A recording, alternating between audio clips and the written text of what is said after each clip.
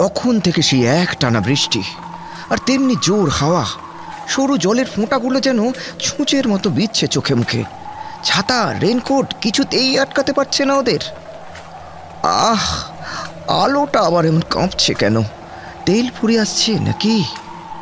এত অন্ধকার, দুহাত দূরেও চোখে পড়ে না কিছু। কিন্তু কিন্তু আমাকে যে যেতেই হবে আজ ওখানে, যেখানে আমার... স্তব্ধ হও! কে কে তুমি?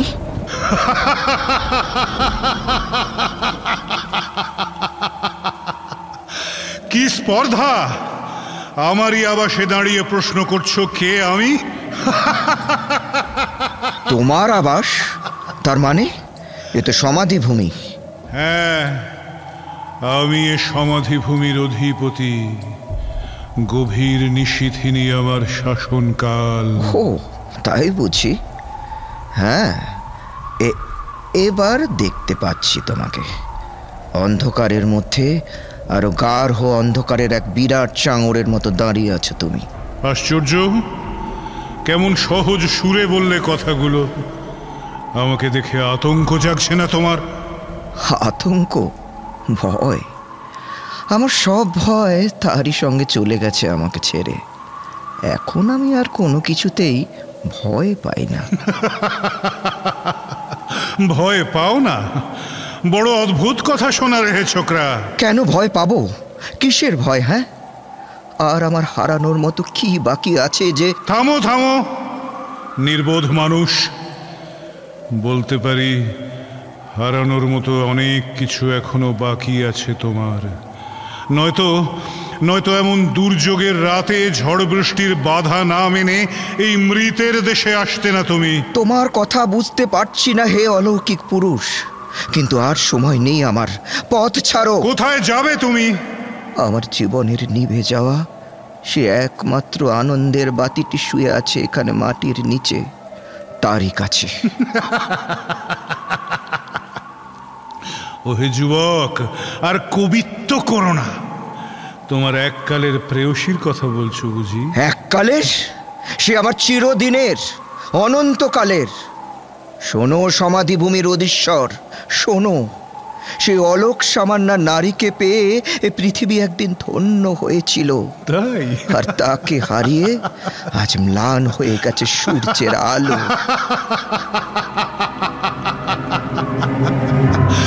নিজেরই বানিয়ে তোলা মিথ্যার জঞ্জাল দিয়ে আর কতকাল নিজেকে ঢেকে রাখবে হে?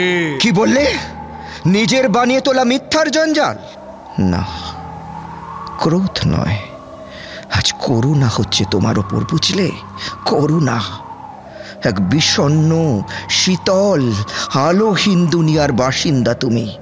কেমন করে জানবে এ পৃথিবী কি আশ্চর্য বর্ণময় পুলকিত হয়ে উঠেছিল সেদিন, যেদিন আমরা পরস্পরকে ভালোবেসেছিলাম? ভালোবেসেছিলে? ভালোবেসেছিলে তাই নাকি?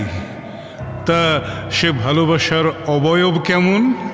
কেমন তার বর্ণ, গন্ধ, স্বাদ? বিদ্রূপ করছো? শুনতে চাও আমার জীবনের সেই আশ্চর্য সময়ের কাহিনী? শুনবে? তা বলো বলো, এখনো মধ্যরাত্রি হতে কিছু বিলম্ব আছে। এমন সময় রূপকথা শুনতে নেহাত মন্দ লাগবে না। বেশ, শোনো তবে।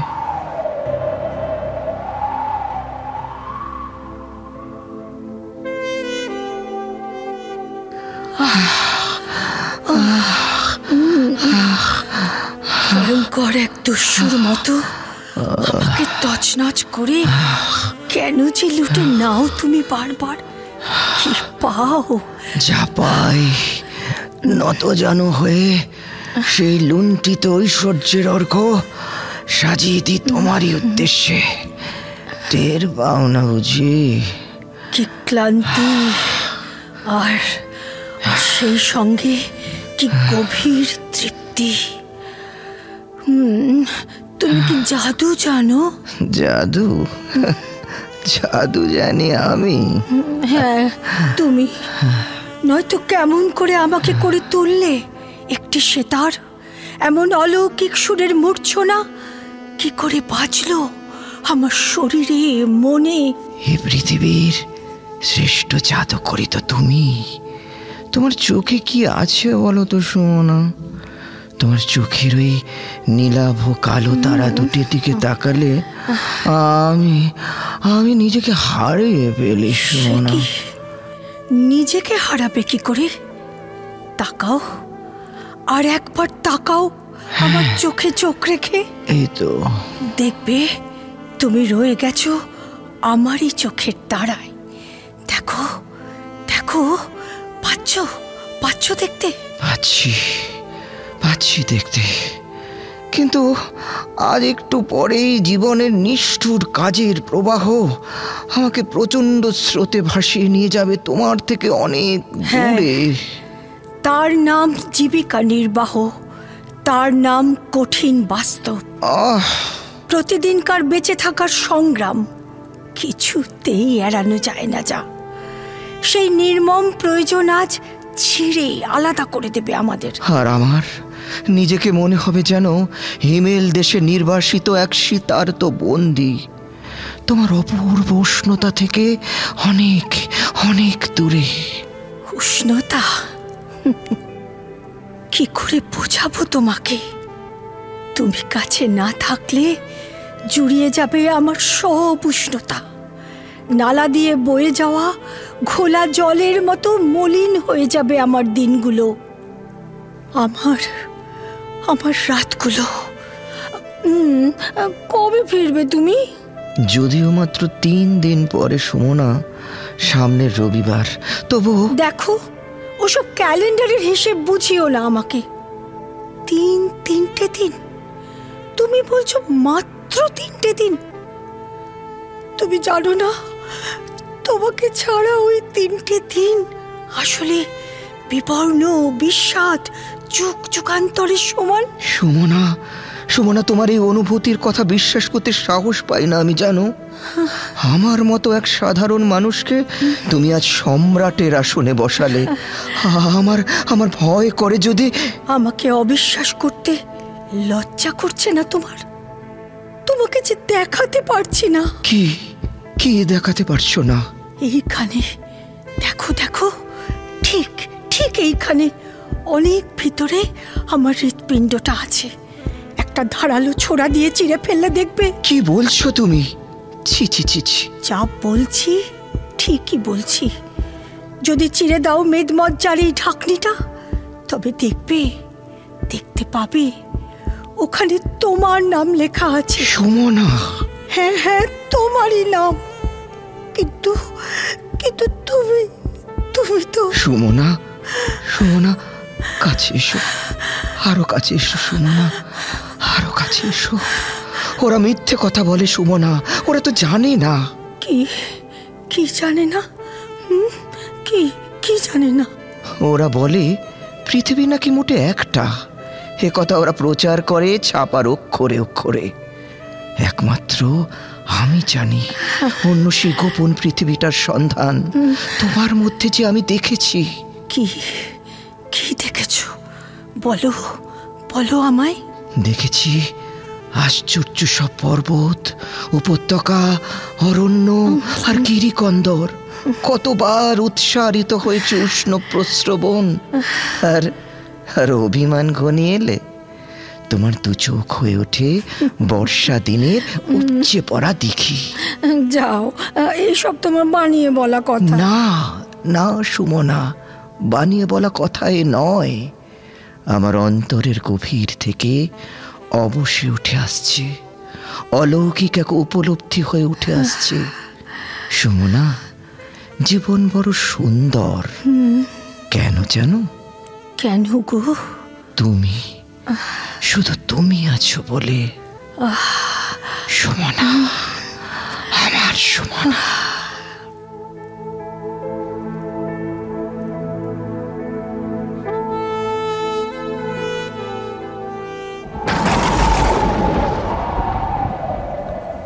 বাহ, চমৎকার সব শ্রুতিমধুর বাক্য দিয়ে সাজিয়ে তুলেছ দেখছি কাহিনীটি। বেশ লাগছে শুনতে। যাক, তারপর আবার বিদ্রুপ করছো? তোমার বিদ্রুপকে গ্রাহ্য করি না আমি। না না না না না, বিদ্রুপ করব কেন? মনে হচ্ছে গল্পের শেষ অধ্যায়ে পৌঁছে গেছি আমরা, তাই শেষটুকু শোনার কৌতূহল হচ্ছে। জানো, অন্ধকারের রাজা সুখ বড় কৃপণ। 3 দিন পরে ফিরে এসে দেখলাম সে অসুস্থ, জ্বর, বুকে সর্দি বসেছে, ক্রমশ অবস্থার অবনতি হতে লাগলো। আর শেষ পর্যন্ত আমার চোখের সামনে ধীরে ধীরে সে যেমন করে একটি ফুল শুকিয়ে ম্লান হয়ে যায়। তা হঠাৎই এমন অসুস্থ হয়ে পড়লো কি করে? আমার জন্য। হ্যাঁ, আমারই জন্য। তার মানে? হ্যাঁ, আমার ফিরে আসার আগের সন্ধ্যায় বাইরে বেরিয়েছিল সে। অনেক দূরের দোকান থেকে আনতে গিয়েছিল ভেড়ার পায়ের পুরুষ্টু মাংস, শুধু আমি ভালোবাসি বলে। সেই সন্ধ্যাটা ছিল অসম্ভব ঠান্ডা, এক নাগারে বরফ পড়ছিল, তবু তারই মধ্যে সে... হ্যাঁ, বুঝেছি বুঝেছি। তা এবার বলো তো, এখানে এখন কি করতে এসেছো তুমি? সব তো চুকে বুকে গেছে। 1 বছর আগে অনেক যত্নে তাকে যেখানে শুয়ে দিয়েছিলাম, সে সমাধির কাছে গিয়ে একটুখানি বসবো আজ। যদি যদি যদি তার দেখা পাও, তাই তো? লোকে বলে মৃত্যুর বর্ষপূর্তির গভীর রাত্রে নাকি মাটির তলা থেকে প্রিয়জনেরা উঠে আসে, এমনটাই শুনেছ তো? হ্যাঁ। কিন্তু কি দেখবে আজ? মানে? তার আশ্চর্য সব সুষমা, ওই পর্বত, গুহা, অরণ্য টরণ্য যা এখনই বর্ণনা করলে তুমি। তারপর সেই হৃৎপিণ্ডটা যাতে নাকি তোমার নাম লেখা থাকতো, সেসব তো কবেই ভক্ষণ করেছে মাটির তলার কৃমি কীটগুলি। এখন তো কেবল... কি ভয়ঙ্কর নিষ্ঠুর তুমি! সত্য সর্বদাই নিষ্ঠুর, ওহে নির্বোধ যুবক। তবু আমি যাব সেখানে। সেই সমাধিভূমির ওপরে আমার অন্তরের সমস্ত অনুভব দিয়ে লিখে রেখেছিলাম, এখানে চিরশয্যায় শুয়ে আছে সেই বড় নারী, যে ভালোবেসে ভালোবাসা পেয়ে পূর্ণ হয়েছিল, পূর্ণতা এনেছিল আরও একটি মানুষের জীবনে। মধ্যরাত ঘনিয়ে আসছে, এখনই সে লেখা মুছে যাবে। হে উদ্ভ্রান্ত প্রেমিক! কে মুছে দেবে সে লেখা? জানতে চেও না। ফিরে যাও, ফিরে যাও পার্থিব জীব, ফিরে যাও, ফিরে যাও। সে লেখা মুছে এখনই যা লেখা হবে সহ্য করতে পারবে না তা। তার সমাধিতে আমি যাবই, আমি দেখতে চাই। ও লেখা জানার অধিকার নেই তোমার, বলছি না। ঘরে যাও, এখন দুর্যোগের রাতে রঙিন মোহের বসন্তি দিয়ে নিজেকে ঢেকে বরং আরামে নিদ্রা যাও। আর তোমার সুন্দরী প্রেমিকাকে স্বপ্নে দেখো। মিথ্যা বড় মনোরম। বাধা দিও না আমায়, পথ ছেড়ে সরে দাঁড়াও। নিতান্তই যখন শুনবে না, তখন যাও যাও। কিন্তু ভুল করলে, বড় ভুল করলে, সব হারাবে তুমি, সব। আজ থেকে এক নিঃস্ব ভিখারির জীবন নির্ধারিত হলো তোমার জন্য। দুর্যোগ কেটে গেছে, মুমূর্ষু চাঁদের আলোয় চেয়ে দেখো, ওই তোমার প্রেমিকা পত্নীর সমাধি। কি মাটি কাঁপছে কেন? ফেটে যাচ্ছে। কে বেরিয়ে আসছে মাটির তলা থেকে? সুমনা? হ্যাঁ, সুমনা।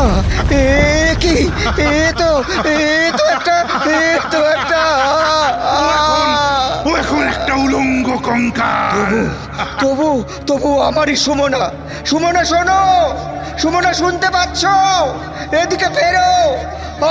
যতই চিৎকার করো, কিচ্ছু শুনতে পাবে না। পার্থিব জগৎ সম্পর্কে ও এখন সম্পূর্ণ অন্ধ, বধির। অমোঘ নীতির শাসনে ও আজ উঠে এসেছে শুধু এক স্বীকারোক্তি দিতে। কি ও মুছে দিচ্ছে সব লেখা। কেন কেন মুছে ফেললো?